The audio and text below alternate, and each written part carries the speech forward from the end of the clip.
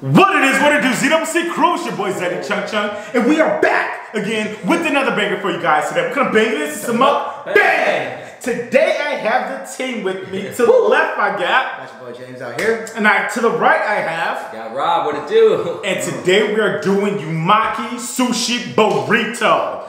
They have some bowls, I got a burrito, but you know how this goes. We're gonna get a prayer, a thumbnail, and we're gonna dive in. Father God, I want to thank you for this food that we're about to receive in our body, and I ask that you do please bless this food. In Jesus' name we pray, amen. Amen. Let's go ahead and get the thumbnail, fellas. All right, I'm excited for this. Oh yeah, you know, actually, I feel so naked without a chain. Let me put this off to the side. I guess I'll just hold these up right now. Hey. All right, let's eat. Let's do it. Let's do it. Y'all ever be feeling naked without a chain? Like, is a chain required for you to go out with? At this point, yeah. I feel like it's not required, but when I think about it, I typically end up wearing something. So I feel it because I have an everyday chain I wear, and then I have like going out chains, and I don't have my everyday chains on. I feel hectic. Nice. But today I got me a burrito with spicy tuna, snow crab, avocado, jalapenos, hot flaming Cheeto dust, and lots of spicy mayo and spicy wasabi. Yeah, my bowl got the same exact stuff. Except I added corn, the wontons, but this hot Cheeto dust tops it off. I like this place. Dang, I sat out on this hot Cheeto dust this time, but I got like the salad bowl, spicy tuna, salmon, crab, and like a bunch of jalapenos and avocado. Some fish eggs. Yeah. I saw, wasabi. He's like, can I get some jalapenos? More jalapenos? Yeah, because she was like, and more jalapenos. Yeah, it's like, oh, okay. They got like 2 little pieces. I'm like, that's not what I had in mind at all. She was a little skimpy. She was, right? It was like she owned the place or something. Yeah, like this is not your family's business. You can, come on, you can put a little bit more on that. She could be a model employee. You know? Right? But you know, they'd be like weighing it. oh, they do? Yeah. No They bring people in to like analyze it. So like they'd be doing things like at Chipotle, they'll weigh the rice, they'll weigh the beans to see how much, you know, is lost and how much is profited from each like particular portion. And then they can they'll like dictate a manager's like success based on, you know, how good they did. Inventory adds up to how much they spent. So really, they be on about it. Really? Didn't we meet somebody the other day who does that for bars? Like he goes to bars and he weighs their alcohol to check the inventory compared to how much they're supposed to have. Is that with you? I'm not sure. I don't think it was with me, but yeah, I know they do that. I remember yesterday, old girl was talking about that at the bar we went to. Old girl at the bar we went to, what's that place called? Bogies? Yeah, she was talking about, they check their way out. Yeah. Well, that could have been it. Yeah, I'm not sure who I was talking to, but some guy told me he used to do that for his job. And like sometimes they would be off by weight by like 40%, 60%. And it's like, dang, they must be giving out like a little bit too much or... Oh yeah, and measuring with that little silver thing. Yeah. But this weekend, we gotta be at a bar because... Oh yeah, right. The Logan and Jake bar. Logan, Jake Paul. Oh no, not Logan. Mayweather. Logan and Mayweather. Oh yeah, right. Yeah. And you know, I want to know. I feel because you know Jake went viral for the "Got Your Hack" thing. Yeah. And it was at Logan's press conference. I wonder if you feel some type of way, like, bro, you trying to steal my shine at all? Because I know they haven't had the happiest relationship always. The brothers? But they have brother fights and stuff. Yeah. And then Logan was like, he said this very slick. And I know he felt some type of way. He's like, yep, that's my brother taking all the spotlight again. You know? Oh, really? Yeah. Oh. Yeah, it can be looked at that way, but at the end of the day, it brought more notoriety to, you know, Logan's thing. So I guess it just depends on how you feel. It just depends on how you feel. But I'm excited to watch it.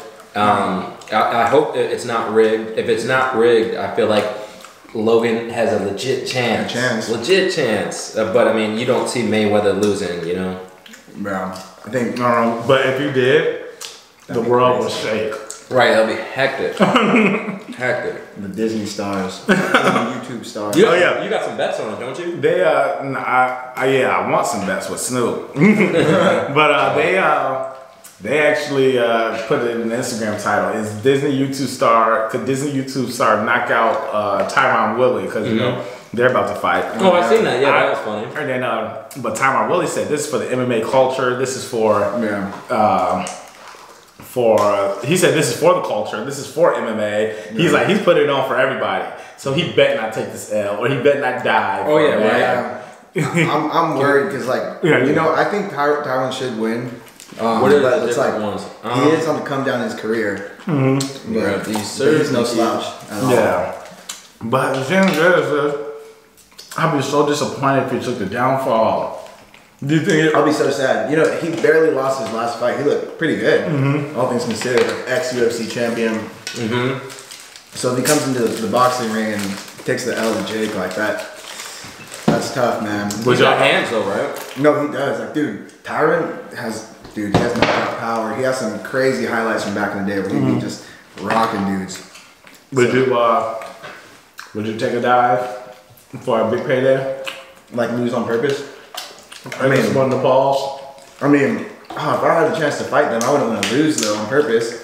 I mean, I might actually just lose, but I wouldn't want to take the L on purpose. Let's say you got a purse or a meal ticket, guaranteed. Jake Paul says, bro, let me knock you out first round in the first round, and I'll give you an extra $2 million in your purse. Damn. Like imagine wanting the money like right now, like in our bank accounts. You know? Yeah, you know, like I think I would like maybe he's gonna be convince myself to do it, but I would not want to do that at all. Because then you have like people that are like believing in you. You're going through a training camp. You're training for it, but in the back of your mind, you know, it's like I'm about to take an L in the first round. I don't know, man. That's tough. Would you? Yeah, I feel like Ben Askren didn't even train for real. He only posted up like 2 videos of him training, make it look like he's training all the time. You know, that's what Gronk did. So like he hated running, so he did all of his sprints in one day, and he just put on different outfits in that day.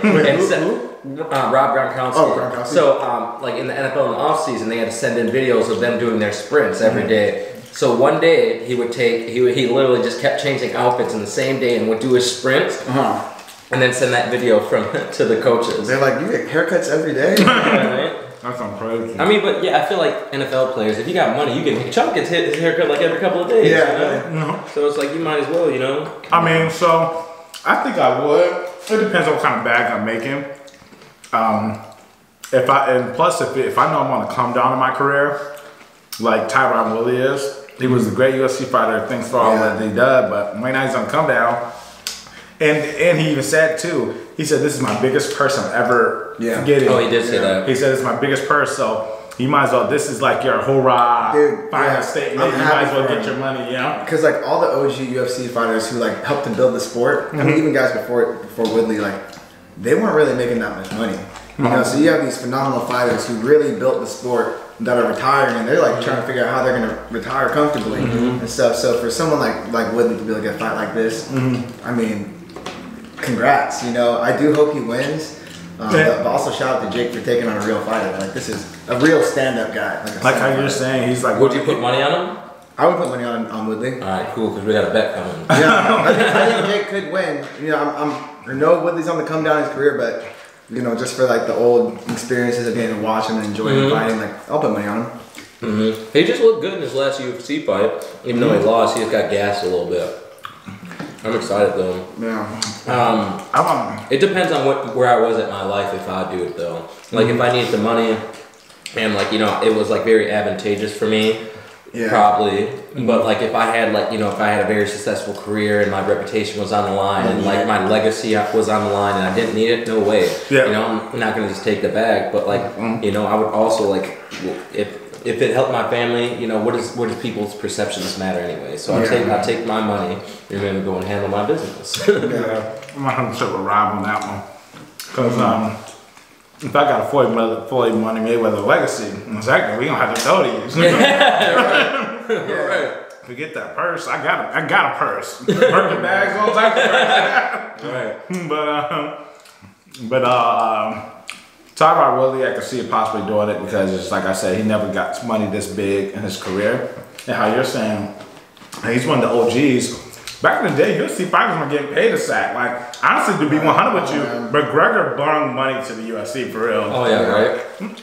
And then it's crazy to witness history, but even though this is old with Mayweather and McGregor, Go ahead. that we never seen UFC. Oh yeah, right. And a boxer fight. That's like legit history made. Yeah, crazy. Dude, McGregor is like the first person that really got me to be interested in like the UFC. Yeah. Like you had your Chuck Liddells, you had your Rampages, you had your John and then John Jones was like hooked me up, like, oh, this dude's really good. I'm gonna watch a little bit of John Jones. So I'd watch it, but I didn't watch it consistently. Then McGregor came, and I'm like, oh, I'm watching every McGregor fight. It's entertaining, you know. That's why, honestly, if I was an athlete of any sort, you gotta be entertaining. I'll be entertaining because I'll just talk so crazy. That's the recipe. Even in basketball, like how I like what Trae Young is doing right now. You know? Oh yeah, he's talking crazy in the arena, you know? But he's not talking that crazy. Me, I'll be crazy. I just know I'll be crazy. Talking to most crowd. But what comes with that is being a villain. Yeah. But as long as you can back it up, like be as villain as a person. Oh yeah.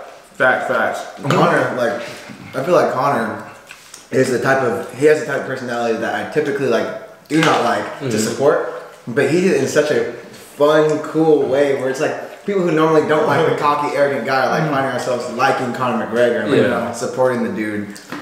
So I think he was able to do it in a way where most people haven't been able to. But the thing is with backing it up, is active. McGregor been taking L's after L. If he takes another L, it's like McGregor. I mean, but he's already McGregor. He's already established him. But on his way up, like climbing the ranks and becoming a double weight champ, like, he backed it up to that. That's tough. So that's where we differ a lot. Like I, on one hand, love cocky, arrogant, like athletes.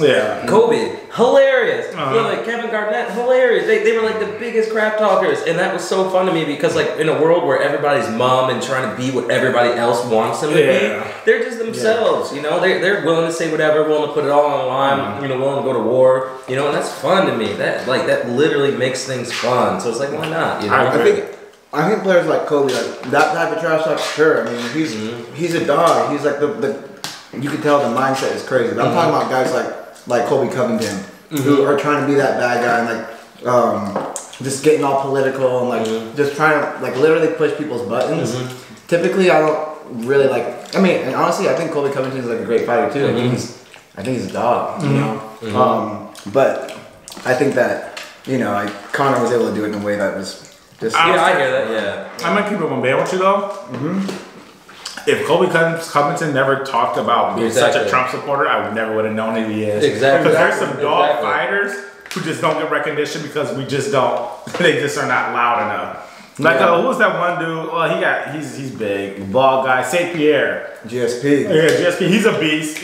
But he could like imagine if he talked crazy as well. He'll be dumb things. But like people who don't watch the UFC or kind of watch it won't know who GSP is. See, and that's because when like UFC started, it's all about the art of martial arts. It's all about like respecting the art, and it's all about respect. So people back then when it was starting, people aren't going to be like really crazy trash talking each other because it's an art based on respect. But now it's turning into this entertainment world, and that's what sells. So you get people like McGregor and all these people selling themselves, which is what's really blowing the sport up into this crazy, incredible thing. You know, that's a great perspective on it because I see that too. And it makes me think sometimes, like, are we transitioning out of that world of that normalcy or this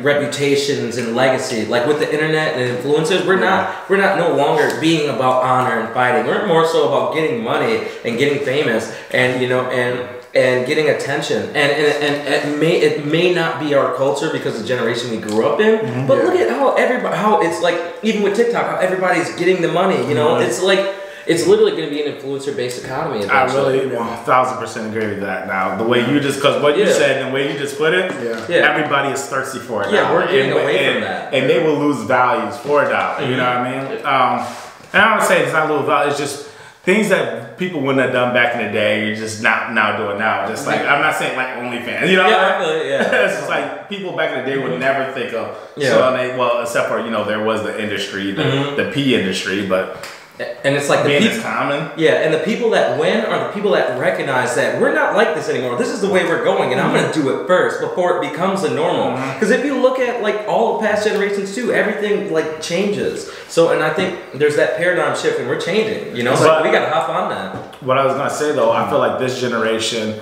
and Generation X is one of the most hustle mindsets I ever seen. You know, they're some hustlers. You know what I mean? Everybody, like when I came to Houston, like when you go to a bigger city, everybody's getting a bag some way, somehow. And people are not going for just being broke or just being corporate America. Or even normal. Yeah, corporate America is crazy. Like no one's going for $20, $15 an hour no more. Like everybody needs a bag. Remember when we were younger? I mean, we all probably had the same aspirations.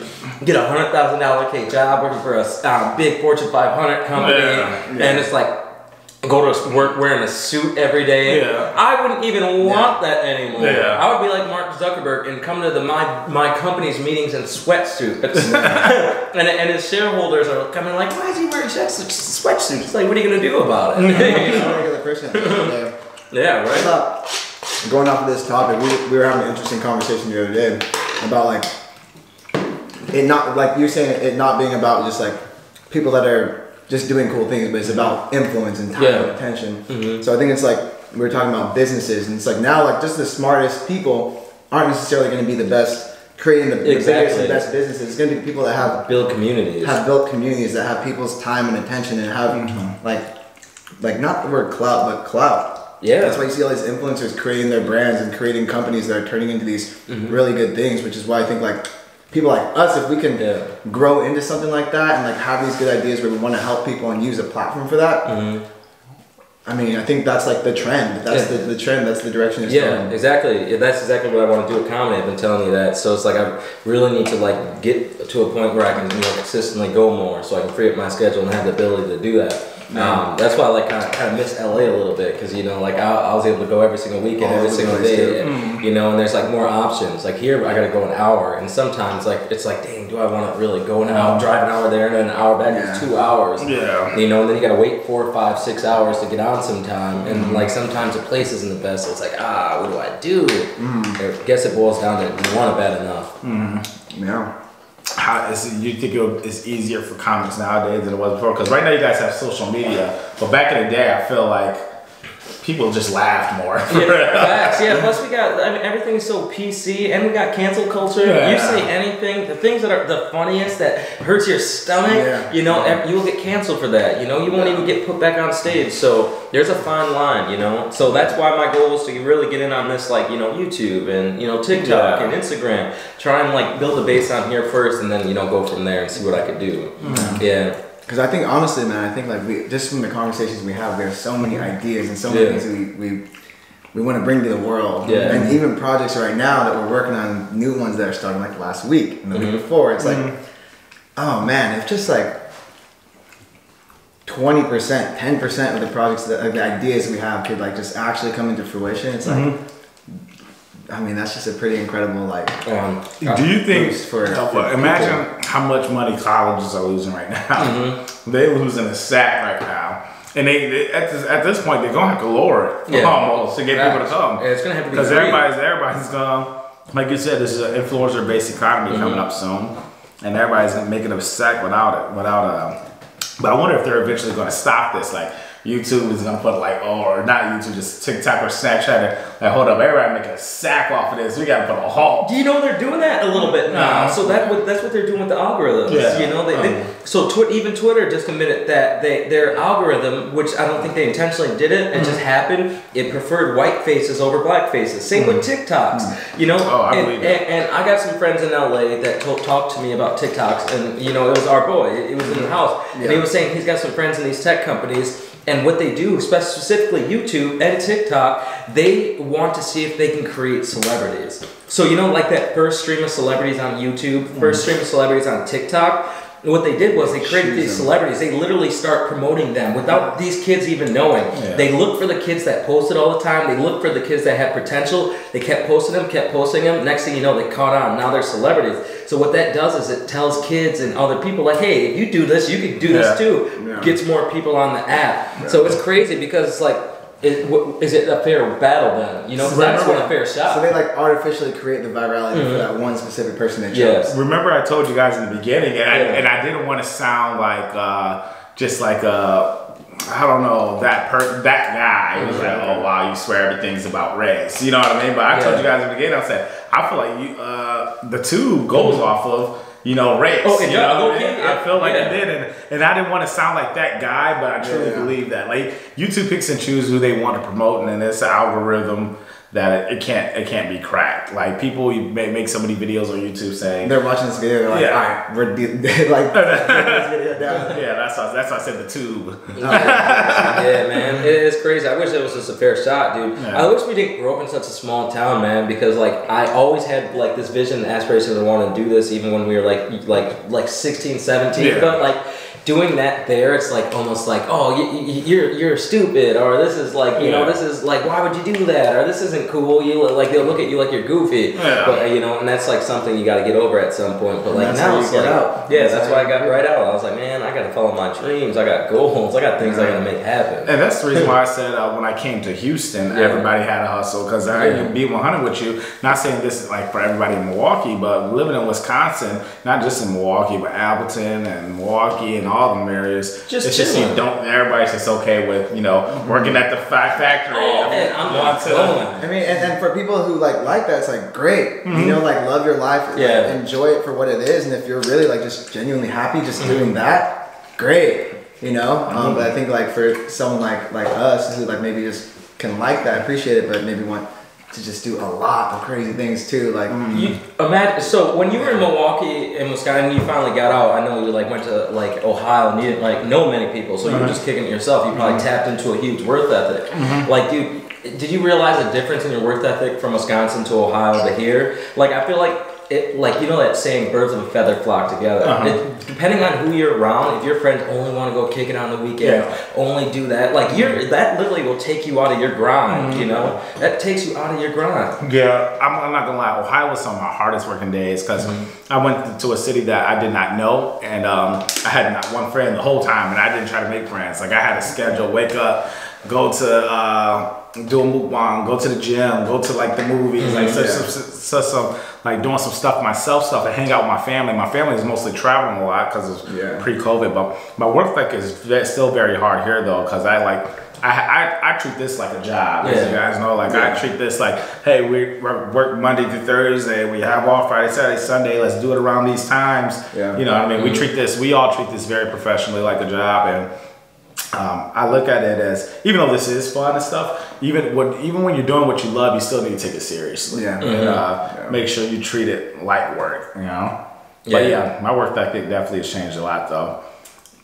And then at work, like, I was a hard worker, but I didn't do nothing to go above and beyond. Meaning, like, I'm not at home bringing work home. I'm not bringing work. Like, I do my work, I clock in. I'm doing a bare minimum to be the best, though. I try to do my bare minimum to be the best. And then once I leave work, I'm not doing nothing to, like, because there's some people who like, oh, I'm thinking of ideas for work. And I make this cheat sheet or this chart, or, you know, just the good apples of the job, you know? And I think it comes down to having work in the field that you really enjoy and love. Because if it was a job that you were like working for that you actually like loved, then maybe you naturally would just come home and be like, oh, I got an idea. Oh, I need to talk to them about this. I gotta reach out to so and so. But it's like, if it's just like a job that you're like going to, which is, we've all had those jobs too. You go home and you're ready to clock out. See, I think I'll have those aspirations in that kind of mode if it's something that is for me, my job. Like, I'm the owner, I'm the CEO, you know what I mean? Like, I don't want to just be not saying like this is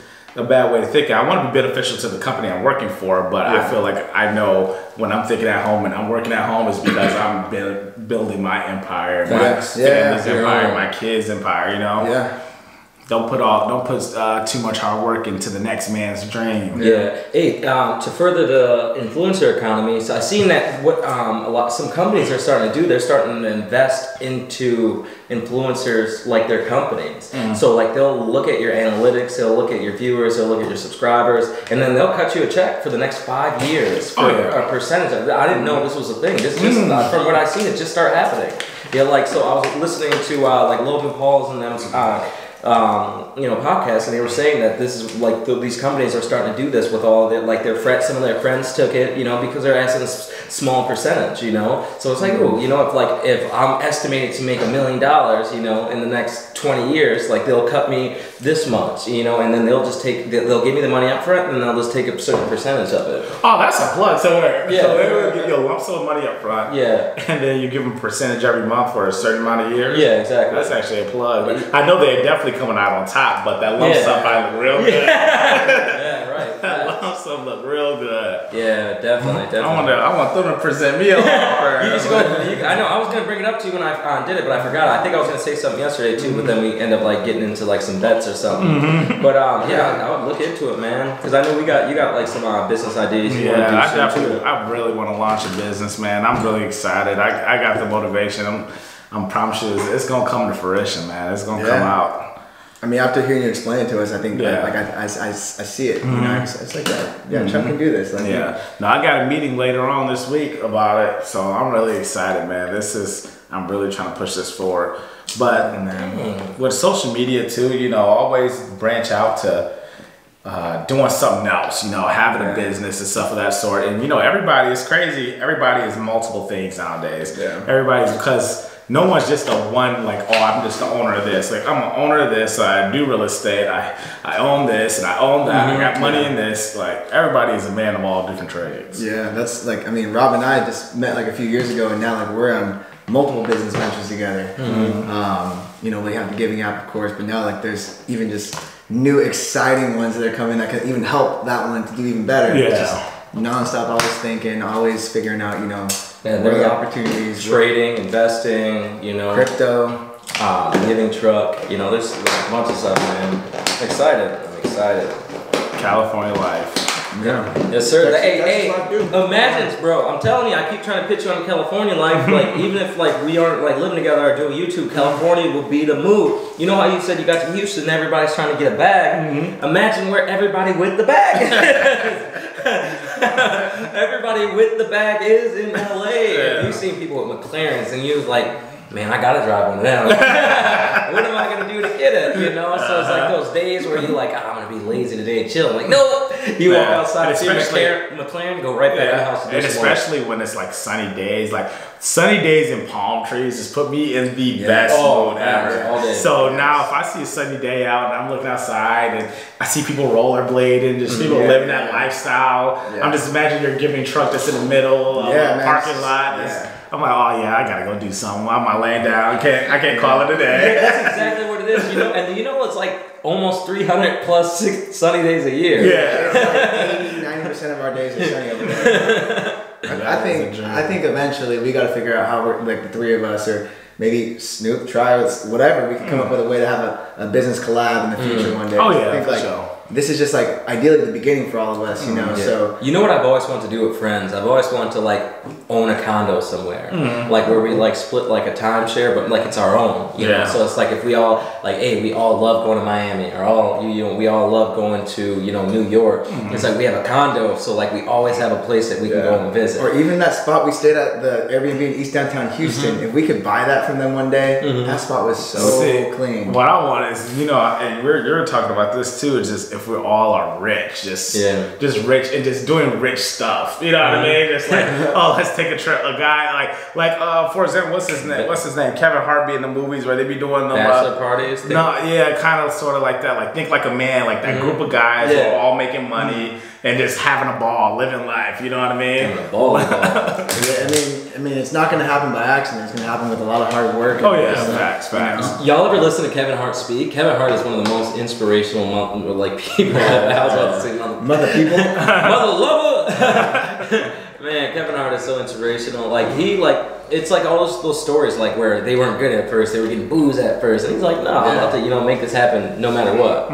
That's amazing, man. So ZCC family, man, chase your dreams. Hop on this influencer wave because it's about to be an influencer economy life out here in this world, in the USA. But ZCC family, we're about to end this off. Make sure you follow me on Snapchat, Instagram, YouTube, Twitter, and TikTok. All is Zaddy Chunk. That is ZADDYCHUNK. But ZCC family, as we all know, The grind never stops until the ZCC gang is on top. Let's get it! It's showtime, the whole place hopping. Stage rocking. This for those who stay watching for when my tape dropping. Long as the